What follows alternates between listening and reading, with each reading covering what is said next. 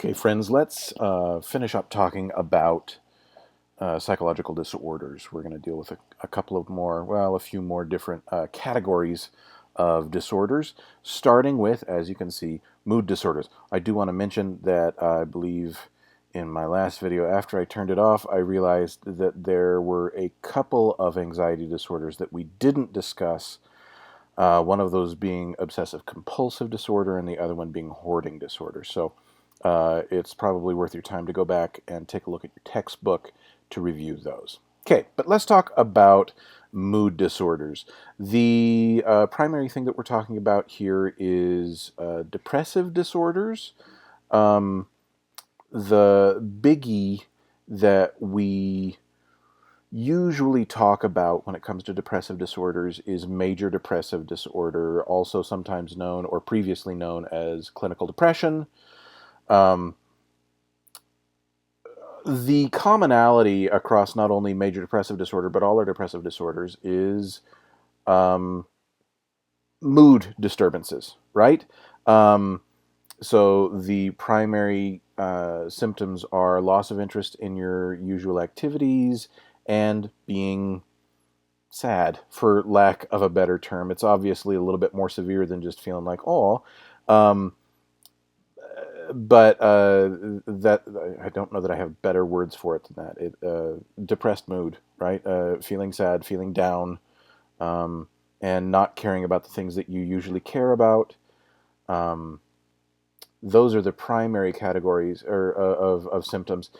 Now, you do have another subset of symptoms that may or may not be shared, especially when we're talking about major depressive disorder. Let me make sure that I'm not. Yeah, okay. Wasn't sure if I had a slide specifically for major depressive disorder, but I don't, so let's just talk about it here. The other symptoms of major depressive disorder are, as I believe I mentioned last time, because we discussed depression just briefly early on, changes in appetite, changes, and these changes can be in either direction, right? Some folks, as they experience major depressive disorder, will experience lower appetite and they will stop eating quite so much. Others experience increased appetite and will eat more than usual. Same thing with changes in sleep patterns, people suddenly sleeping a lot or not sleeping at all, experiencing insomnia. Loss of motor function or changes in motor functioning, I guess I should say. People either becoming jittery and agitated and jerky in their movements or sluggish and slow in their movements. That's a little less common, but it can occur. Loss of energy is a really common one, as are thoughts of suicide. I'll touch back on that one here in just a few minutes. Not to just gloss over that biggie, but we'll come back to it. There are some other depressive disorders that we do recognize and do talk about. Seasonal affective disorder is one of them, where the dips in mood and functioning appear to be related to the changing of the seasons. So generally speaking, these are folks who experience low mood during winter. That's a fairly common one. There are other subsets of depressive disorders that are either more or less severe, but they all tend to be pretty similar in their symptoms. It's just a question of the severity. Major depressive disorder is the most common one. And you can have a major depressive episode and just have one, right? So a major depressive episode is when these symptoms last for 2 weeks or more.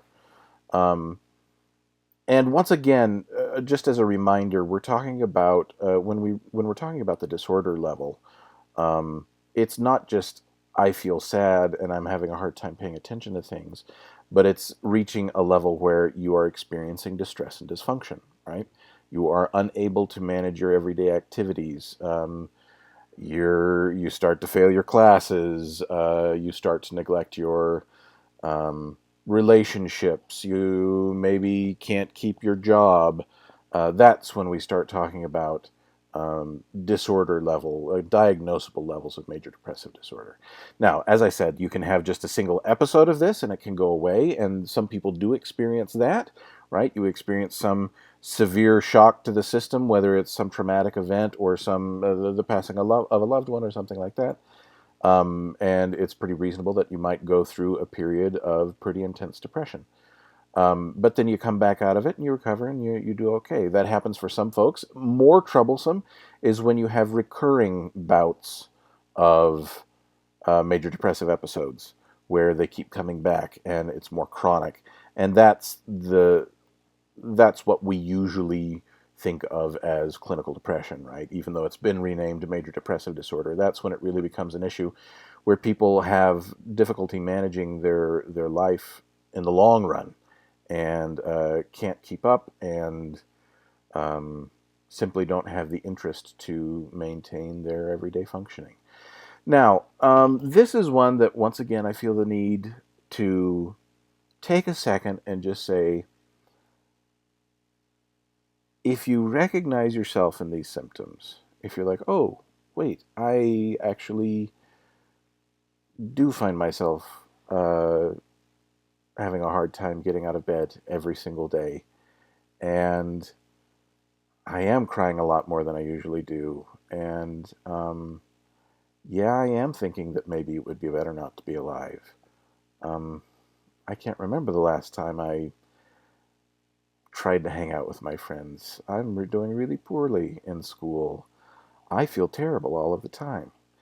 If that's you, or some version of that is you, let me just take a second and say that it doesn't have to be that way.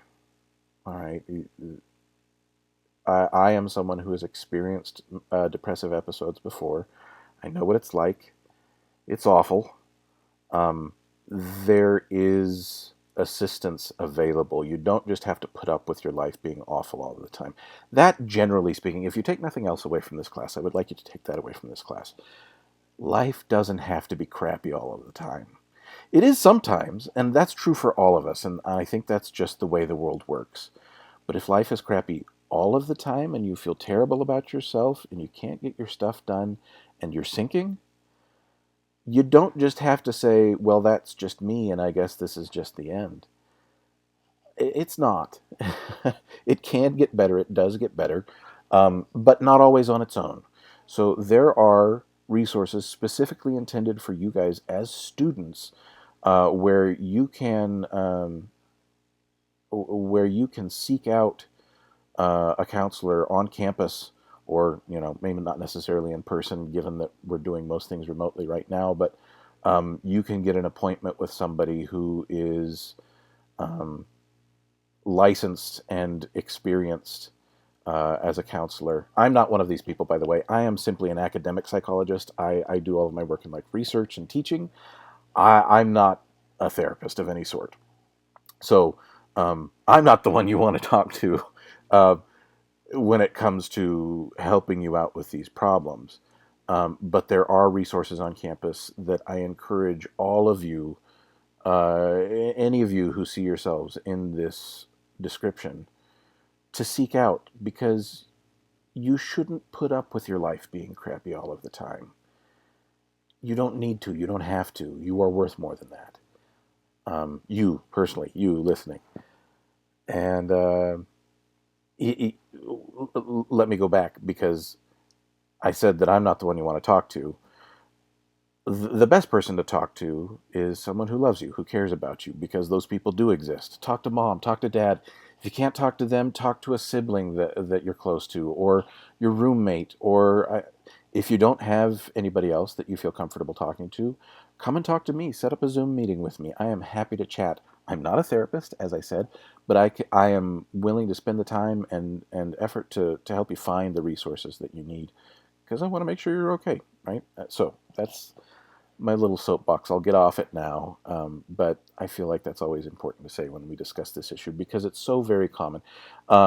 Major depressive disorder is actually, in terms of the cost that it incurs on society, the most expensive, most damaging, most costly disorder that we experience in our society. Not because it's so severe, although it can be for some folks, but because it happens to so many of us, right? So don't put up with it. There are folks who can help you through it. Um, it can get better. The end. Okay, let's talk about now our bipolar disorders. Bipolar shares some symptoms with major depressive disorder. Um, Primarily the depressive symptoms, right? The loss of interest in your usual activities and depressed mood and changes in appetite and sleep and functioning. But that then, with bipolar disorder, alternates between depressive mood and what we call manic moods, where the person experiences elevated levels of energy and activity and mood, and they feel great, like they're on top of the world, like they can do anything. Um, this is that I've just described. These back and forth episodes are what we call bipolar 1, which is sort of the classic bipolar disorder.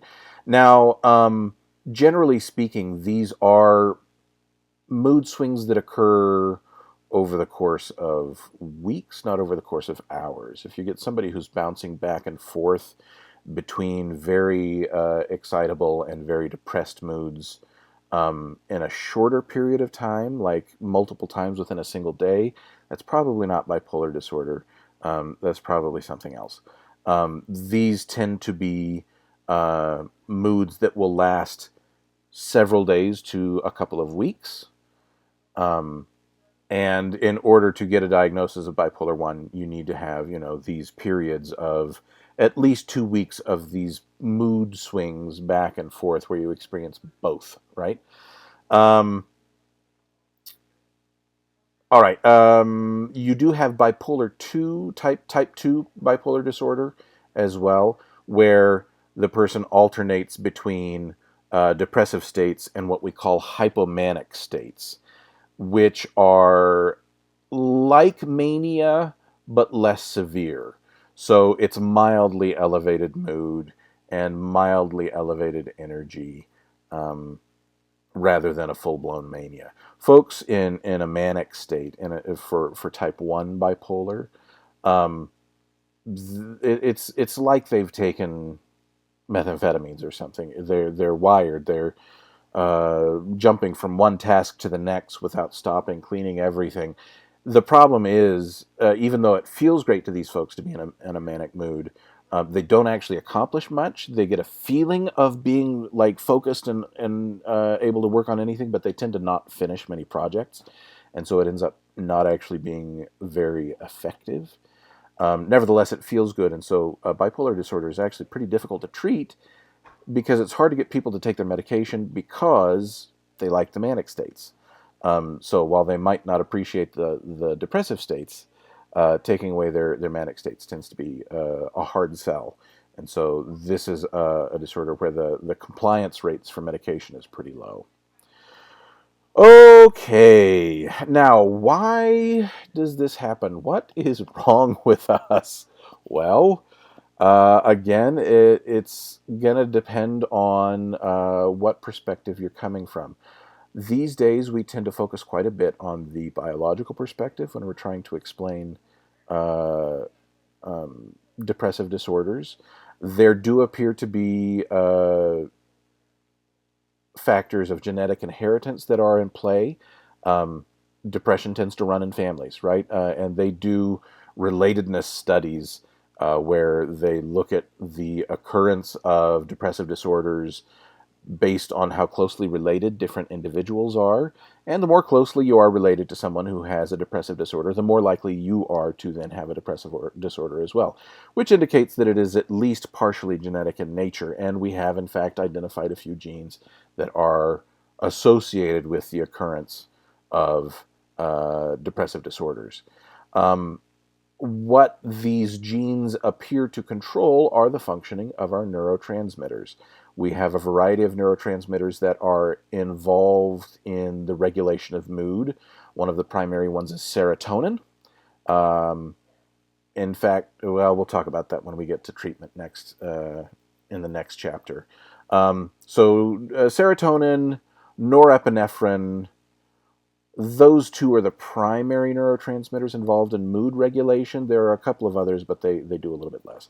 Um, there's also been a lot of study on the impact of stress hormones with the development um, of depressive disorders as well. Long-term exposure to chronic stress, and high levels of cortisol, which we have two different stress hormones, right? We have our fight or flight hormones, the adrenaline and epinephrine and norepinephrine are our fight or flight hormones. That's fear and anger.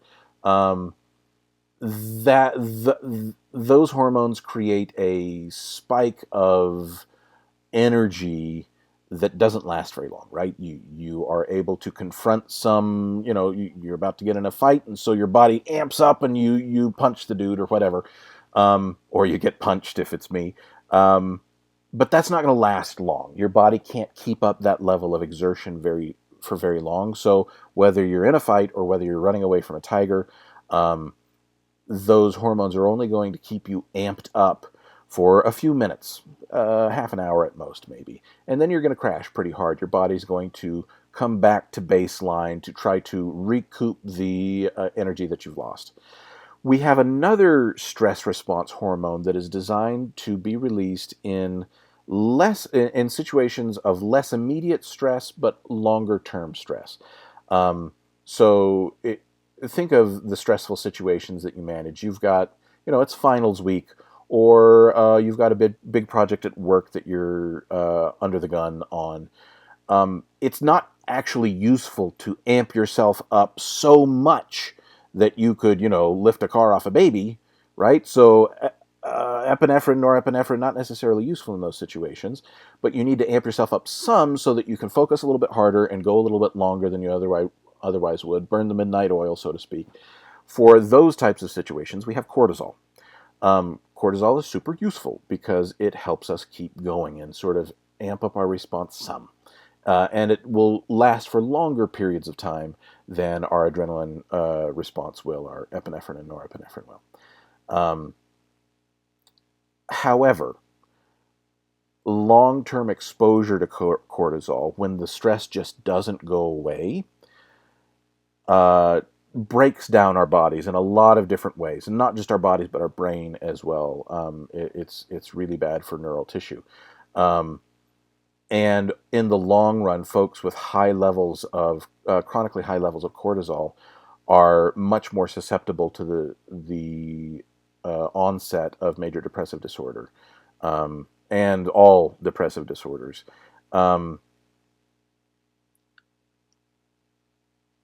This is now when I say long-term chronic stress response, I'm not just saying um, I'm living with a roommate I don't like, unless it's a super severe situation. I'm talking more situations of um, having abuse at home, or um,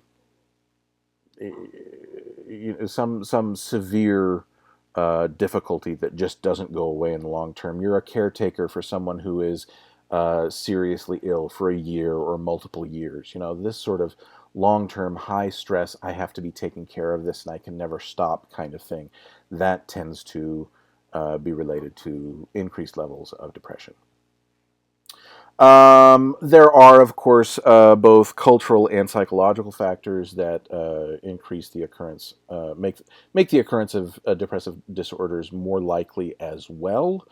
Um, these tend to be those same kind of high stress factors that I was just talking about, but now we're looking at it from a psychological perspective instead of a physical perspective. This is having a dysfunctional family, or living in poverty, or um, having a combative marriage or a romantic partnership.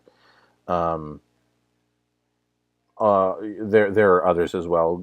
Take a look in your textbook and you'll see quite a few of these listed. But the idea is that it's not just what's going on in our body, but also what goes on around us, who we're interacting with, what the situation is, can all impact the likelihood of us developing these depressive disorders. This is both difficult to realize that the factors are all around us and we can't escape them all, but also a bit of a relief to recognize that some of the factors that do make it more likely that a person will have depression aren't necessarily permanent, right?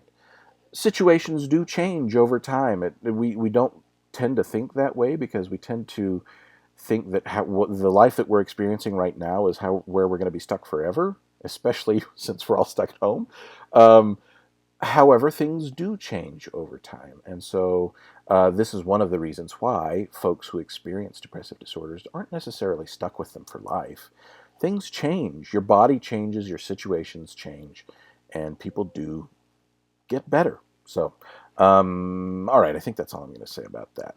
Now, one of the interesting biological differences that has been researched quite a bit is the fact that women are more likely to be diagnosed with and suffer from, even without diagnosis, suffer from the symptoms of depression than men are.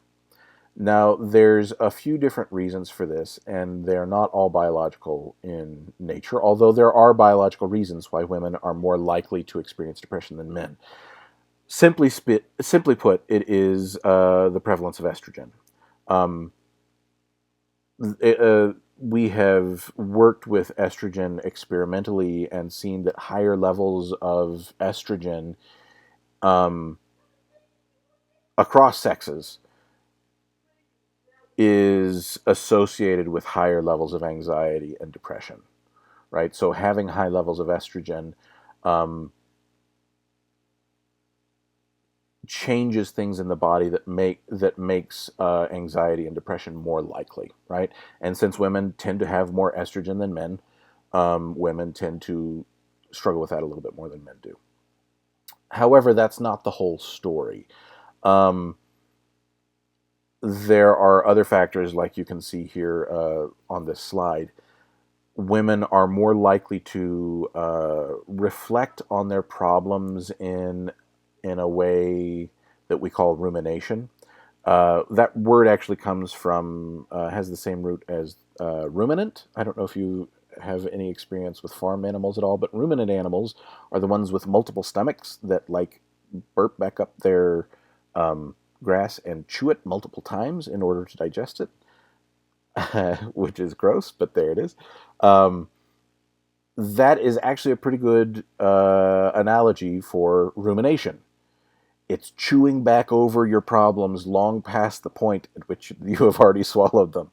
Um, and so it's continuing to sort of cycle through the features of a problem and really like reflect on it and continue to reflect on it past the point where you're able to make decisions about it, right? Thinking about our problems is useful because you've got to think about the aspects of a problem to even know what's going on so that you can try to fix it. But if you have a decent idea about what some solutions might be, you've thought it through sufficiently, then continuing to think through that problem and just continue to chew on it is actually bad for you. It is not effective in terms of creating new solutions, and it actually tends to create negative mood, right? Women tend to do this more than men do. Um, this is at least partially, it's not just psychological, even though it's in that box, it is also social cultural in nature because we teach women to think about problems this way, especially relationship problems. Women are supposed to be, in our culture, the relationship people, right? That take care of other people and that are responsible for solving interpersonal problems, which is silly. Why that should be related to gender at all? That makes no sense whatsoever. And yet that is sort of how we have constructed it in our society, and that uh, imbalance of responsibility for emotional labor tends to lead women to engage in rumination more than men do. Because with guys, I mean, this is an overgeneralization, of course, but generally speaking, with guys, it's like, oh, that's a problem. Somebody's mad. Oh, well, right? They can deal with it. It's not my problem. It's somebody else's problem. Whose problem is it? Probably a woman's. And that's, just how we're sort of taught to behave in our society. It's not useful. It's not helpful. And yet it exists. Other sociocultural issues that lead to higher levels of depression in women.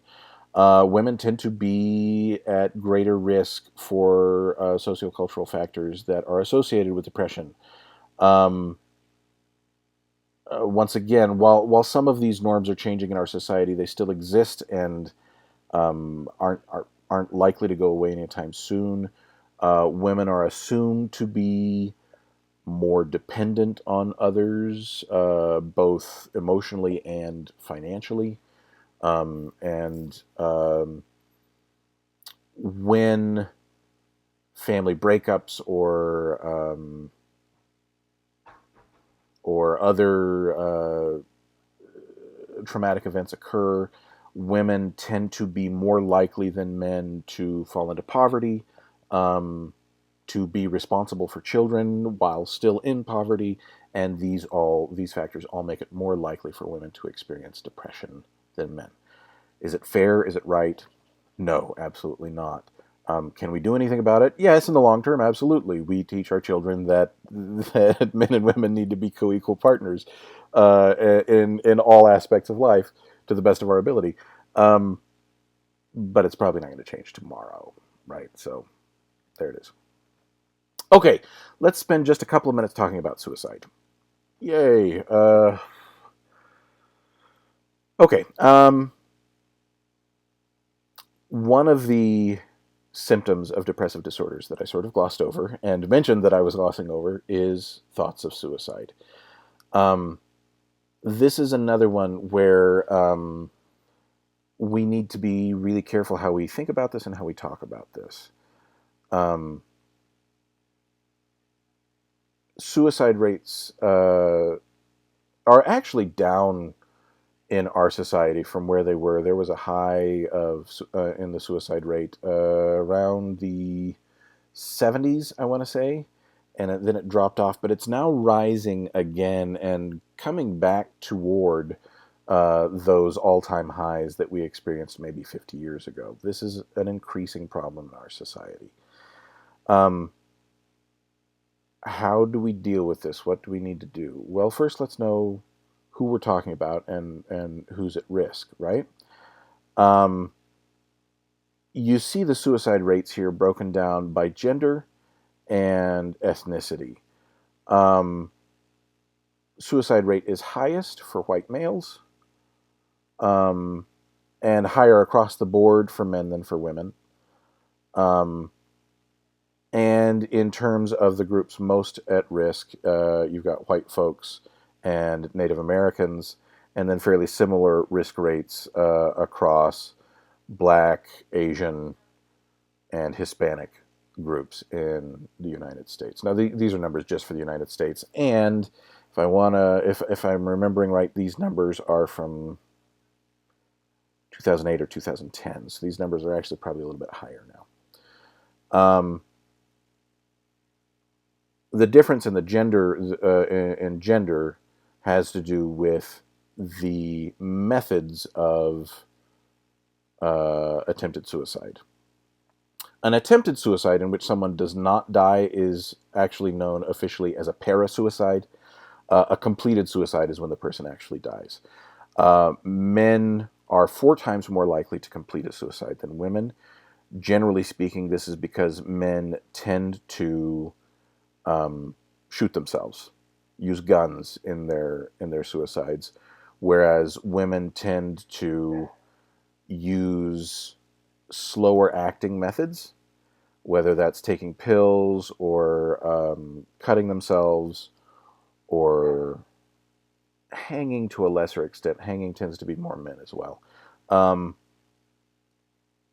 of the once again, we talk about emotional labor and emotional responsibility. Women, generally speaking, are more concerned about how they're going to look if somebody finds them. And so they tend to choose slower acting methods. Slower acting method means you got more time to change your mind or for someone else to intervene, and that means fewer completed suicides. With a gun, you shoot the gun and it's done. Either you've aimed properly and you're dead, or you haven't and you're not. And there's very little chance to second guess yourself or for someone else to intervene. Oops. Hang on a sec.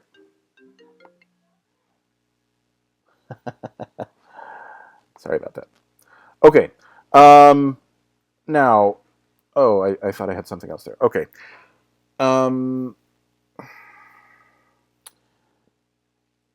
Suicide is a problem simply because, well, other than the trauma that it leaves on everyone who knows you, is a problem because then things can't change, right? And I sort of alluded to this a second ago, talking about changing your mind or having second thoughts or somebody intervening. People tend to attempt suicide when they feel like that is the only solution to their problems.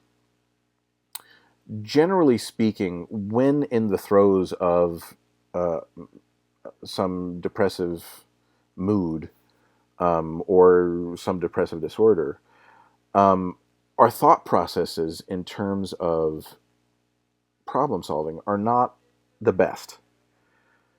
We can't think very clearly or define the characteristics of our problems in order to be able to come up with effective solutions. We're not at our best. Making a permanent decision about your existence under these circumstances tends to be a pretty bad idea. Going to get back on my soapbox for just a second, I'm sorry. If you see yourself in any of this, first of all, there's nobody like you. There's nobody who can be who you are, who can do what you can do for the people around you. It doesn't feel that way a lot of the time for most of us, but especially so when in the throes of a depressive disorder. And sometimes a suicide can seem like a rational way out, but it is not. Nothing can get better after suicide. The only way that things can improve, that you can actually enjoy life again, is by sticking it out and getting some help. And once again, I am happy to talk to any of you, right? If this is something you're worried about, you find yourself scared by your own thoughts, reach out, talk to somebody. It doesn't need to be me. I'm probably not your best option. I hope I'm not your best option. Talk to the people who love you. They are there. And if they know how bad you're struggling, they will help you. They will put down what they're working on and help you out. Because it does actually get better. It doesn't feel like it. It feels like the end of everything, right? That's why people attempt suicide. But that's a lie that we tell ourselves. It's because we're stuck in our own mood at the moment and we tend to think that's going to last forever. It's not actually true. Things change. Things do necessarily improve when you're at your lowest point. It's a statistical certainty. So, yeah, I don't really know what to say beyond that. Talk to somebody. There is help available. Talk to me if you need to. Okay, I'm happy to help. Okay, how do you recognize this in somebody else? Someone who is experiencing high levels of depression, who admits that they're thinking about suicide. People generally say something, right? They may say it in passing. They may say it as if they're joking, but lots of folks will say something in the hopes that somebody else will pick up on it. So listen for that. The real danger point is when you've got someone who has been very upset and very low and been talking about suicide, who then suddenly seems to feel much better, much more at peace, much more calm and focused and fine with everything. That could be a warning sign that somebody has made solid plans to end their own life. And that is something to watch out for. Okay. All right. Let's move on. We've still got quite a bit of other stuff to talk about. I'm talking too much here. I'm sorry. Okay. Schizophrenia. This is a whole different, moving on from mood disorders now into schizophrenia. Schizophrenia is another one of these disorders that we tend to talk about sort of casually and use the word incorrectly sometimes. A lot of times I will hear people, and in fact I've even said this myself in earlier years, people will describe themselves as schizophrenic if they are behaving erratically or as if they had multiple personalities. There is no relationship between what used to be called multiple personality disorder and what we call schizophrenia, right? Those are two very different, separate things. As schizophrenia has nothing to do with multiple personalities. What schizophrenia is a syndrome of symptoms that, well, we're going to describe it right now. You've got two separate sets of symptoms. You've got your positive symptoms and your negative symptoms. And I don't mean good symptoms and bad symptoms. That's not what I mean by positive and negative. The positive symptoms are something added to the person's behavior. The negative symptoms are something taken away from a person's behavior. When we're talking about the positive symptoms, you've got them listed here. Delusions are changes in thought, systems of understanding and belief and thinking that seem impossible or magical or unreal to the rest of us. But for someone experiencing schizophrenia, these delusions can seem very real. They can be delusions of grandeur in which the person believes that they are someone more important than they actually are. I remember reading or perhaps hearing about a young man with schizophrenia who, when he was experiencing schizophrenic episodes, would believe that he was the body double for Barack Obama. He was a young black man. And then one certain night came to believe that people were actually coming to kidnap him because of his physical similarity to Barack Obama. This was when he was still president. By the way, the dude did not look like Barack Obama at all, but it's a delusion, right? It does not actually conform with reality. At any rate, he believed that people were coming to kidnap him, to take him to some other country and set him up as the ruler of the United States in absentia, that they were going to kill Barack Obama and then use him as a body double and then use him to control the United States. That's a pretty good example of delusion of grandeur, right? There are also delusions of reference, where people with schizophrenia believe that things refer to them that don't, right? So they believe that the person in the television is talking directly to them, or that the people having a conversation on the other side of the room are talking about them, right? This tends to go hand in hand with extreme paranoia and suspicion, where they tend to feel like people are plotting against them, working against them, trying to harm them, and in general that they are not safe. Another primary symptom, positive symptom of schizophrenia is hallucinations. Frequently, folks with schizophrenia will hear things that are not there, that other people can't hear. Voices, generally speaking, voices that are yelling at them, screaming at them, telling them to do things. Auditory hallucinations are the most common, but visual hallucinations are possible as well. For all that I don't know if you've ever watched the movie A Beautiful Mind. The representation of schizophrenia is not perfect in that film by any means, but the delusions and hallucinations that man experiences are within the realm of what is possible with schizophrenia. Other positive symptoms that people will experience are disorganized speech, where they will um, spout off word salad, essentially, say things that don't make sense, where their associations in their mind tend to come unlinked a little bit, and so they will jump from one topic to the next, finding associations that are so far away from each other that other people can't follow what they're saying. And so it sounds like they're saying nonsense. It makes sense to them themselves because their brain is able to follow the loose associations that they're making, but to everybody else it just sounds like word salad.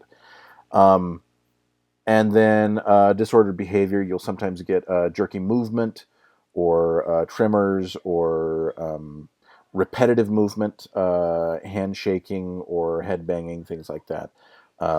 Will sometimes show up with schizophrenia. The negative symptoms are things that are missing from the person's behavior. Blunted affect. Affect is a word that we use for emotion, right? So someone who displays very low levels of emotion, they seem stone-faced, right? They don't respond emotionally as you would expect them to.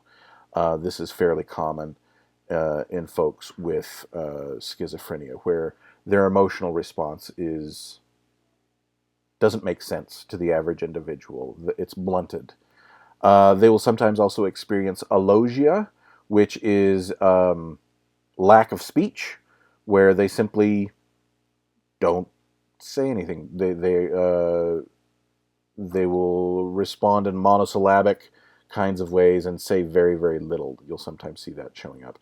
Avolition is a lack of will, a lack of volition, a lack of movement. So this is someone who does not move, does not respond, not just verbally but also physically. And sometimes this will get so extreme that you'll see folks with schizophrenia experiencing what they call a catatonic stupor, which is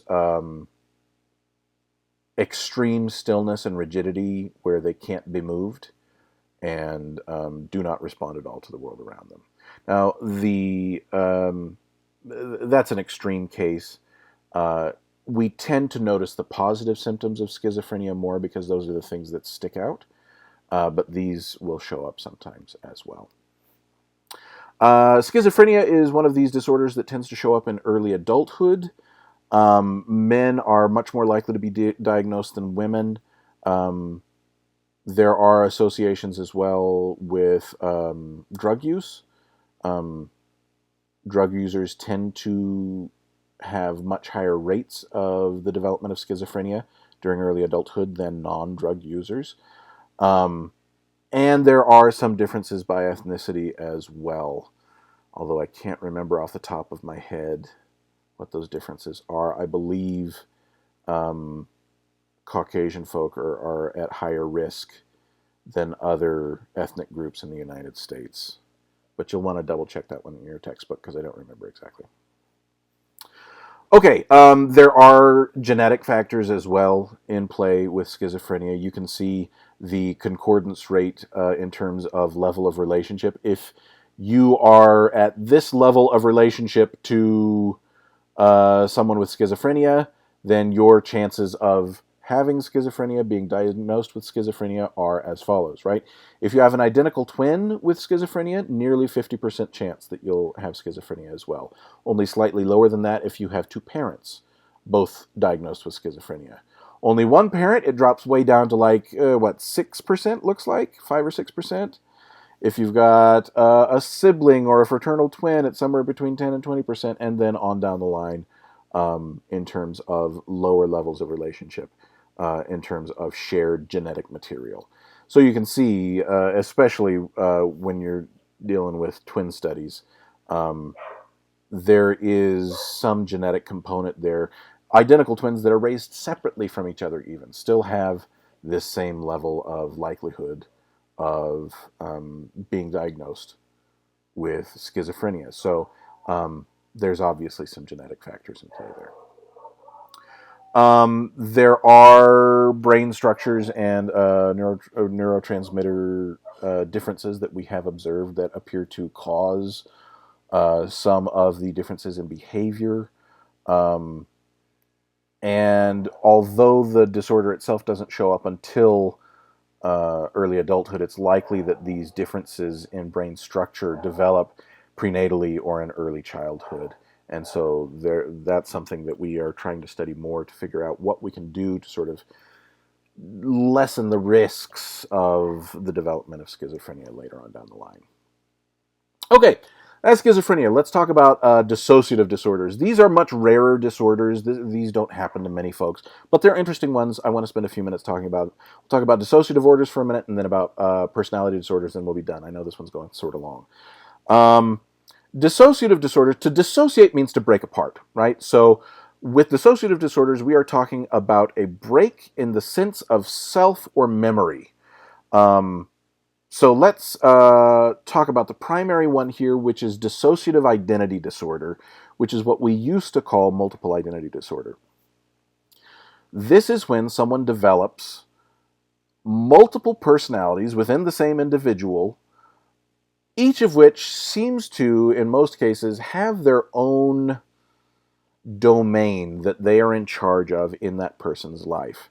And so these alternate personalities will crop up and come to the fore, be active, so to speak, when they are useful or necessary, and will seem to be entirely different individuals.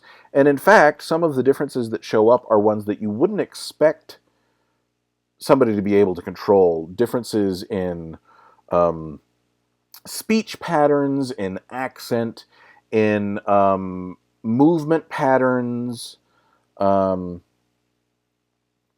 ability, both in terms of the ability to move their body and knowledge.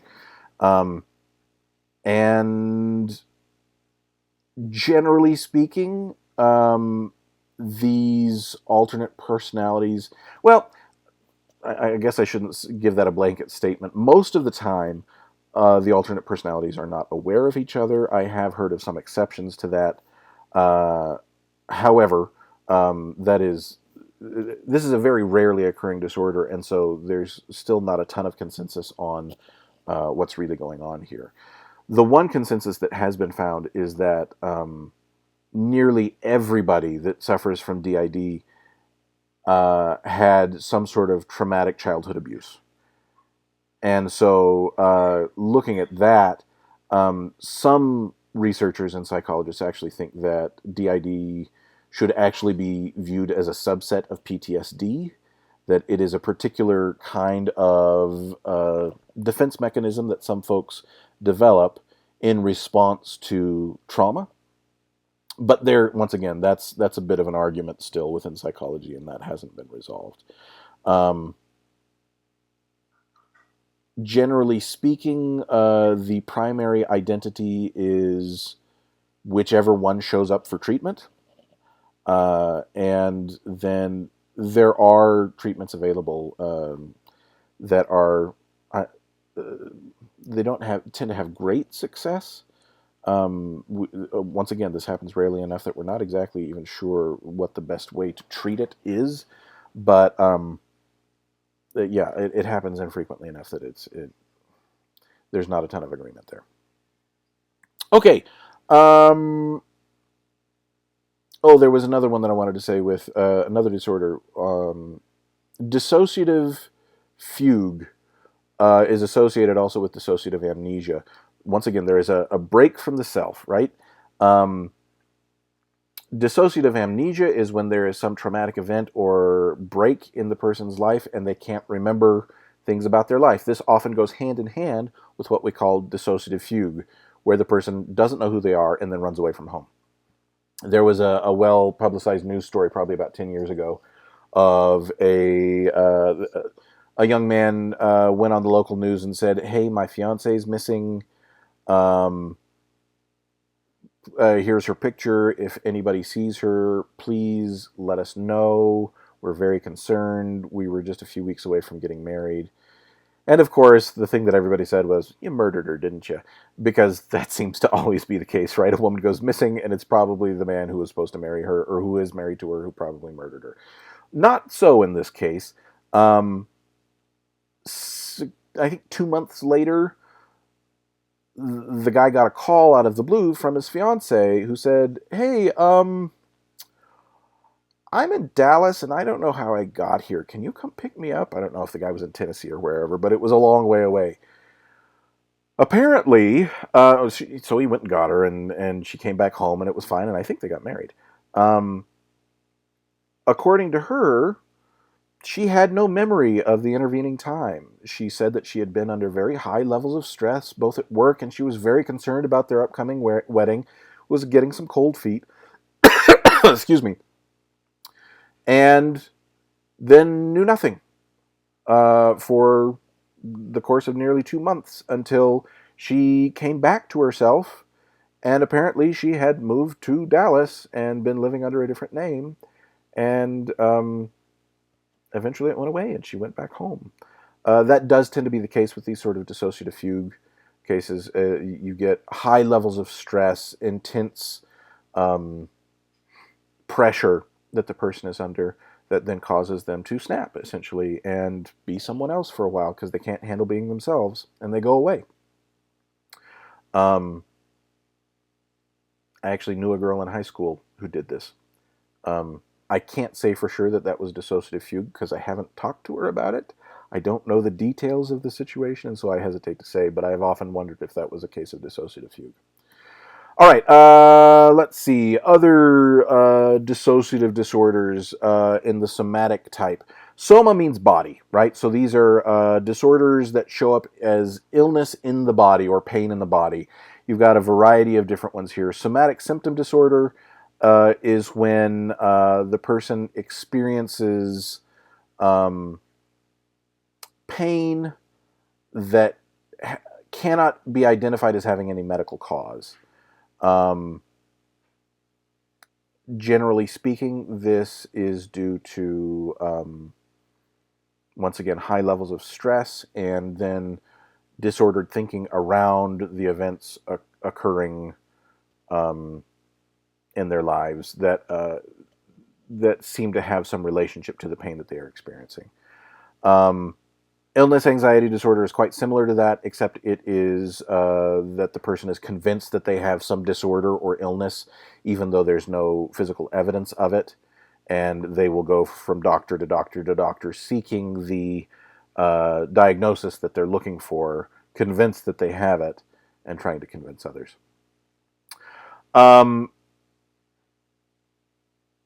Conversion disorder.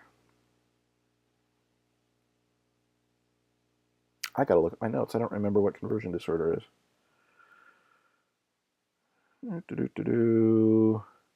Okay, here we go. Loss of functioning to some part of the body without any physical cause. Okay.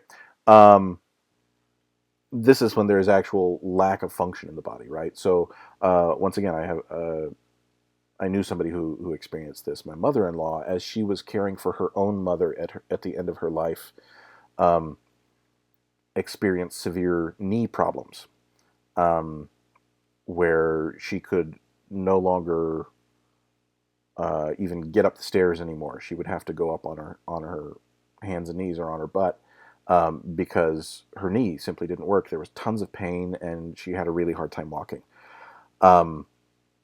She was caring for her mother at this point, as her mother was in the process of passing away. Her mother was a very difficult woman, especially when she was sick. Where do you think Mom was? Upstairs, right? And that's sort of one of the hallmarks of conversion disorder. There is something going on in the person's life that then this disorder, this pain, this inability relieves that stress of whatever it is that's going on. I can't get upstairs to take care of Mom, so husband, will you please go take care of it, right? Now, it's not that she was consciously doing this at all. She intended to take care of her mother, wanted to take care of her mother, but it was really stressful and it was really hard on her, and her body responded this way, and her mind. After her mother died, the knee got better over the course of just, I don't know, a month or so. So that's conversion disorder. Factitious disorder is somebody actually faking it, right? Intentionally faking it. I am ill. I have this illness. Take care of me. There is also what we call factitious disorder by proxy, also known as Munchausen syndrome, where someone will say that someone else is sick in order to take care of them and get the sympathy of having to be the caretaker, right? In fact, there have even been cases where people have poisoned relatives or children in order to take care of them, in order to be able to play the martyr as they are taking care of that person. Obviously not healthy mental functioning. Okay, let's talk about personality disorders. This is going to be our last topic today, and in fact, I'm sort of wearing out here, so I'm going to go pretty quickly if I can. We got 3 different clusters here of personality disorders. You have the paranoid. You've got the first cluster is odd or eccentric. Second cluster is nuts. I gotta look at my notes again. So, where are the clusters? There they are, down at the bottom. Odd or eccentric, dramatic emotional, anxious or fearful. Okay, let's talk about these 3 clusters. First, you've got your odd or eccentric cluster. You've got paranoid personality disorder, where you've got excessive mistrust and suspicion of others. Schizoid personality disorder, where the person is socially cold, emotionally cold, socially isolated, doesn't care about others. And schizotypal, where they have what we call magical ideations, peculiar thoughts of things that can't actually be true, can't actually happen that way. Now you'll notice all 3 of these fall very much under the category of symptoms that we talked about for schizophrenia, right? So how does this differ? Well, you've got these 3 different subtypes, obviously. So more broadly speaking, though, the symptoms tend to be milder and more characteristic of the person's personality over the run of their life. So this is somebody who would not necessarily be so disordered in their behavior that they could receive a diagnosis of schizophrenia, but they show some of the symptoms of schizophrenia, whether it's the paranoia or the emotional bluntness, lack of emotion, or the magical thinking, right? It can be any one of those, but not necessarily all of them, right? Which someone with schizophrenia would likely have symptoms on all of these dimensions. Your second cluster is your dramatic or emotional behaviors. Antisocial personality disorder is someone who lacks a normal sense of guilt and responsibility, and so as a result is able to behave in ways that most of us wouldn't. Is unconcerned about harming others or causing problems, and acts in other ways irresponsibly. This is the personality disorder that is sometimes called sociopathy or psychopathy. So somebody who's a sociopath or a psychopath, that's somebody with antisocial personality disorder. Borderline personality disorder is when the person has intense fluctuations in mood or how they see themselves. And you know how I said earlier that somebody with bipolar disorder was going to experience mood fluctuations that were slower, right? Where you spend a few days or a couple of weeks down and then a couple of weeks up. And that's bipolar disorder. Somebody who fluctuates, multiple times per day is likely to be experiencing borderline personality disorder, not bipolar disorder. Although it is actually possible to have both. And that's a rough road. Histrionic personality disorder is somebody who's all about the drama, where they are highly attention-seeking, very dramatic, exaggerated emotional responses to the point of distress and dysfunction. That's sort of the common thread amongst all of these disorders. If it's a disorder, it has to be happening to the effect or to the extent that they are experiencing distress and dysfunction. You probably know folks who are overly dramatic, who are attention seekers. I was going to use a really unkind term there, and I'm glad I didn't. Uh, Unless they're ruining their own relationships in their lives, and it happens all of the time, and they can't manage their lives, that's not a disorder. That's just somebody being a little high on those symptoms, right? You can have some of these symptoms without them reaching the level of disorder. We talked about that last time.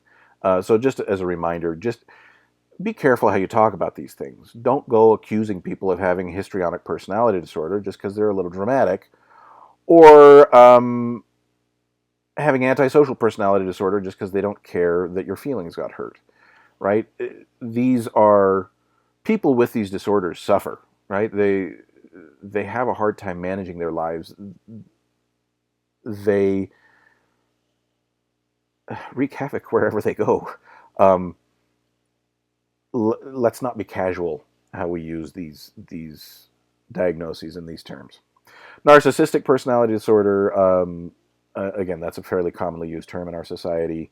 Someone with an overly inflated sense of their own importance, lacks empathy towards others, and is willing to exploit others to the level of disorder and dysfunction. Okay. Antisocial personality disorder we already talked about, so good. That's just showing that again. Oh, that's an unpleasant...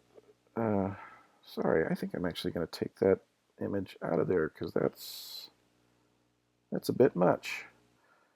My apologies. Wow. I had forgotten that was in there. Sorry. Anyway, again, we talked a little bit about borderline personality disorder.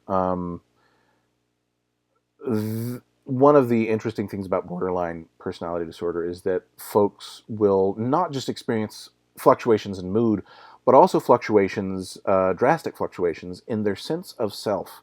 If you've got somebody who one week wants to be an architect and the next week wants to be an exotic dancer and the week after that wants to be a politician, and is going full bore on all of them, like, this is who I am now, that's a warning sign of borderline personality disorder, right? Not knowing who you are and frequently reinventing yourself to the extent that it is causing trouble in your relationships and managing your life, that's a real sign of borderline personality disorder. All right, now our third cluster is the anxious or fearful behaviors. Avoidant personality disorder is folks who have excessive fear of rejection and are, as a result, very fearful of engaging in new social situations. This is similar to social anxiety disorder or social phobia that we talked about last time, but a little bit more intense and less limited in time, more personality-based in nature. So this is somebody who acts this way all of the time over the course of their life. Dependent personality disorder is where you just can't get by without the other people around you, to the point where you can't function on your own. And then obsessive compulsive personality disorder. This has a lot of the same characteristics as obsessive compulsive disorder itself, but is, once again, less severe in its symptoms and more characteristic of the person across the lifespan, where they have to be in control of the situation and are rigid and obsessed with details, that sort of thing. Okay, I'm done. I can't even look at this slide, and it's our last one anyway, so look at this if you want to. I'm done. This was a long one. I apologize for talking so much. But there was a lot of stuff to cover, and I think it's all very interesting, so hopefully you got something out of this. Thank you very much. Next week we will talk about treatment, which is the good stuff. All right, have a good day.